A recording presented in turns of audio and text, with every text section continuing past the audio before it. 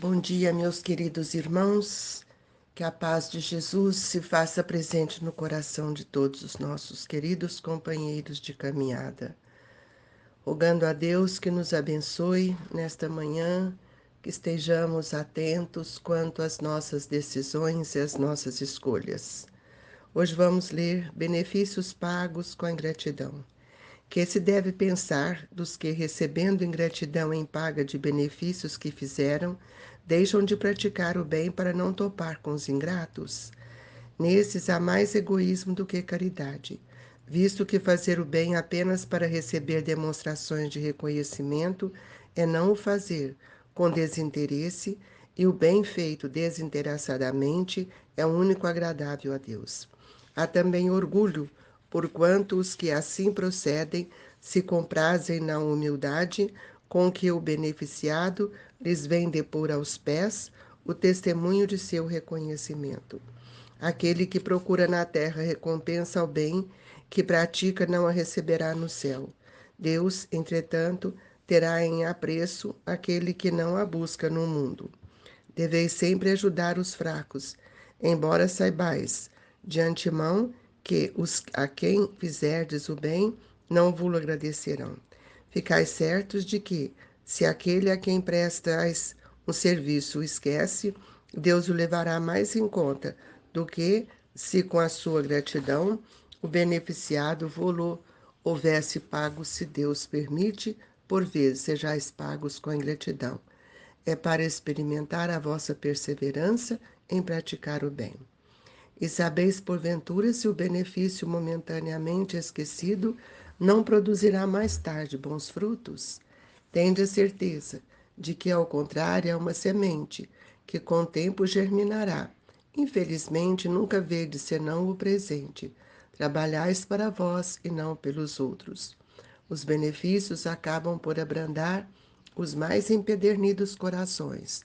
Podem ser olvidados neste mundo, mas quando se desembaraçar do seu envoltório carnal, o espírito que o recebeu se lembrará deles, e essa lembrança será o seu castigo. Deplorará a sua ingratidão, desejará reparar a falta, pagar a dívida noutra existência, não raro buscando uma vida de dedicação ao seu benfeitor. Assim, sem o suspeitardes, terei contribuído para o seu adiantamento moral, e vireis a reconhecer a exatidão dessa máxima, um benefício jamais se perde. Além disso, também por vós mesmos tereis trabalhado, porquanto granjearás o mérito de haver feito o bem desinteressadamente e sem que as decepções vos desanimassem. Ah, meus amigos, se conhecesseis todos os laços que prendem a vossa vida atual às vossas existências anteriores, se pudesses apanhar num golpe de vista a imensidade das relações que ligam uns aos outros os seres para o efeito de um progresso mútuo, admiraríeis muito mais a sabedoria e a bondade do Criador, que vos concede reviver para chegardes a Ele. Guia Protetor Cens 1862. Amados amigos, que nesta hora levemos o nosso pensamento a Jesus, pedindo de nosso Mestre o amparo, a proteção para os nossos pensamentos, a fim de que possamos receber esse fluxo divino que há de nos sustentar, para que nós possamos fazer as nossas escolhas de acordo com o que nós estamos aprendendo com o Evangelho. Que nossa Mãe Maria Santíssima nos agasalhe com seu manto de amor, dando-nos força e coragem para vencer as nossas lutas, nossos conflitos, as dores que envolvem todos os momentos da vida junto aos familiares queridos. Pedindo a Deus, nosso Pai, que olhe por toda a humanidade, a fim de que possamos compreender a grande oportunidade que o Senhor tem nos concedido. Que a paz e a alegria se faça presente junto a nós. Que assim seja. Meus queridos irmãos, cada dia que a gente vê o valor da caridade, nós vamos ampliando o nosso sentimento em relação àquilo que devemos aprender para que o bem seja uma construção efetiva em nosso espírito.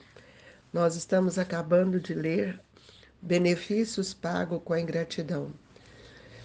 Se nós achamos que a ingratidão ainda nos fere, nos machuca, é porque, na verdade, nós ainda carregamos dentro de nós esses sentimentos de vaidade, de orgulho, porque nós sentimos que todos aqueles que ainda nós auxiliamos, fazemos um momento de alegria de servir este nosso irmão, este é um papel que nós devemos aprender sem esperar nada de recompensa.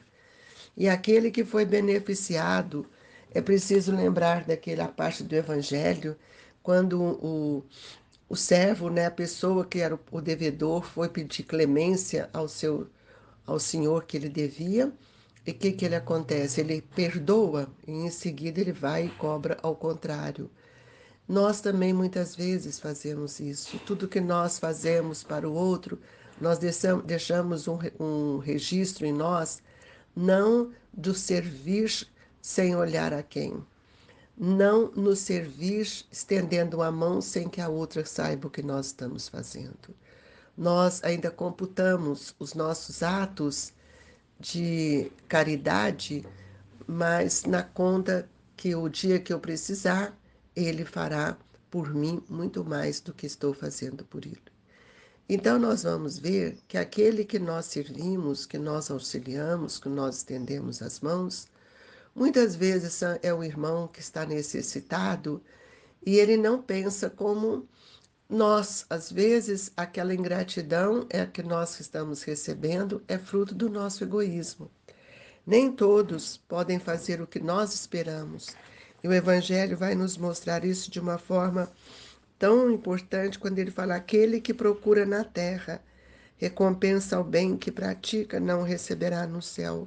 Claro, tudo aquilo que eu faço para mostrar que a minha ostentação, que é aquilo que eu estou fazendo sem participação do meu coração, sem a participação de um pensamento de que eu sou capaz de servir de benevolência, eu então exijo do outro uma forma ainda tão difícil que muitas vezes ele não alcança corresponder tudo aquilo que eu esperava.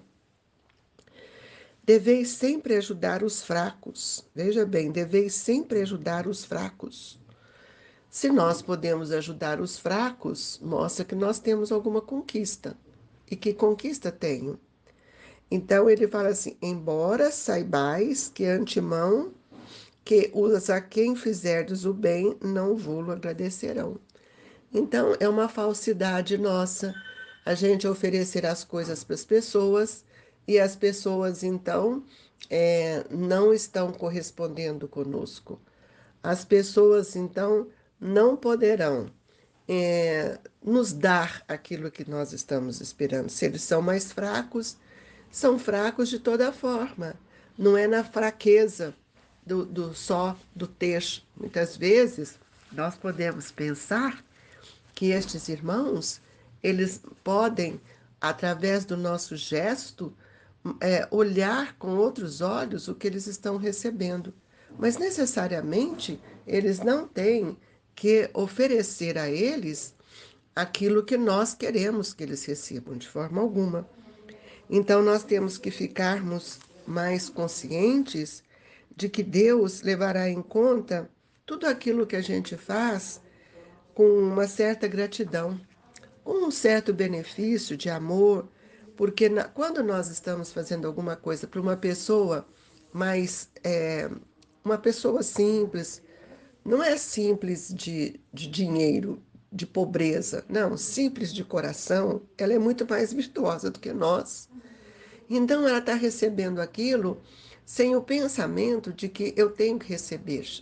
Essas pessoas nos enriquecem, porque elas recebem, oram por nós, porque ela já carrega dentro do coração a humildade. Muitas vezes elas não podem ter aquilo que elas queriam e a ajuda para elas sempre é benéfica. Ela ora por nós. Nós vimos isso no na mensagem do obro da viúva, quando muitos espíritos oravam, as vozes do céu oravam em favor daquela senhora. Agora, quando eu faço algum trabalho, algum eu gesto de amor, de caridade, que eu estou dizendo que seja caridade, para aquelas pessoas e fico esperando que ela devolva ou que ela faça alguma coisa, e às vezes quando eu vou procurá-la, ela não pode, aí a minha vaidade, o meu orgulho se torna maior, vem a ingratidão. E a ingratidão é geralmente quando nós queremos, né, que os outros façam da mesma forma que eu fiz. Às vezes eles não são portadores dos sentimentos que nós temos. Então, a nossa perseverança é de fazer o bem sem olhar a quem. Esse que é a caridade que Jesus vem nos ensinar. Então, os benefícios acabam por abrandar os mais empedernidos corações, porque ele recebe, ele fala: nossa, graças a Deus que eu recebi. E a pessoa, quando recebe de uma forma amorosa, quando nós também damos de forma amorosa, porque também precisa de olhar isso, porque muitas vezes a nossa dádiva é uma dádiva que vem com palavras que cobra, que julga e que espera retorno, e aí esses espíritos muitas vezes eles não sabem como nos atender e podem ficar numa situação bastante constrangedora. E quando eu busco aquela pessoa que eu preciso dela, ela às vezes ela não pode me servir. Então esse processo de relação nos ensina que a caridade ela não tem que ser dada esperando em troca de nada. Eu faço aquilo que eu posso dar de mim, dar de si. E para que eu dê alguma coisa para o outro, eu preciso sentir o que ele precisa. E muitas vezes eu preciso observar que tudo aquilo que eu faço para o outro é como uma semente que cai no coração. Ao longo do tempo, ela pode germinar. E ela, ao germinar, ela pode trazer bons frutos, porque ela começou a perceber que nosso gesto em relação a eles não tinha a pretensão da cobrança e nem tinha a pretensão de que nós pudéssemos é, dar alguma coisa esperando em troca. Então, queridos irmãos, é extremamente importante que a gente possa ver que todo o trabalho da caridade, ela é de extremamente importante para nosso aprendizado, porque nosso orgulho, nossa vaidade, a gente dá e às vezes, muitas vezes, nós ainda reclamamos, né? Então, é muito difícil, ainda mais nesse momento em que estamos vivendo, em que nós achamos que todas as pessoas pensam como nós. E, na verdade, isso não acontece. Então, nós vamos ver que a ingratidão, muitas vezes, ela nos traz uma situação bastante difícil, porque nós apenas alegamos, né, que a ingratidão, ela para o outro é o outro que é ingrato, nunca sou eu. Então nós não podemos alegar que a suposta ingratidão possa nos afastar da seara do bem. Tem muita gente, não vou fazer isso porque eu já estou cansado de ajudar, eles são muito ingratos, eles não fazem isso. Então, nós não estamos entendendo, né, o que é a caridade. Nós precisamos aprender a dividir, dentro da nossa compreensão, tudo aquilo que nós oferecemos na forma da bondade que sai do nosso coração. Nós não podemos negar a benevolência para quem quer que seja. E muitas vezes nós temos negado porque nós ainda trazemos uma certa aridez nos nossos corações. Ninguém consegue adivinhar, de forma alguma, os prodígios do amor que nascerão de um simples gesto de bondade. E nós precisamos entender também que nós, que hoje estamos cobrando, nós precisamos lembrar que nós temos também um passado difícil. E muitas vezes aqueles que nos contrapõem com as nossas ideias, nossos pensamentos, já tiveram conosco em situações outras e situações mais diferentes. Então o Evangelho nos traz aqui: assim, sem suspeitardes, tereis contribuído para o seu adiantamento moral e vireis reconhecer a exatidão dessa máxima. Um benefício jamais se perde. Tudo que você fizer pelo outro é uma dádiva que você está conseguindo.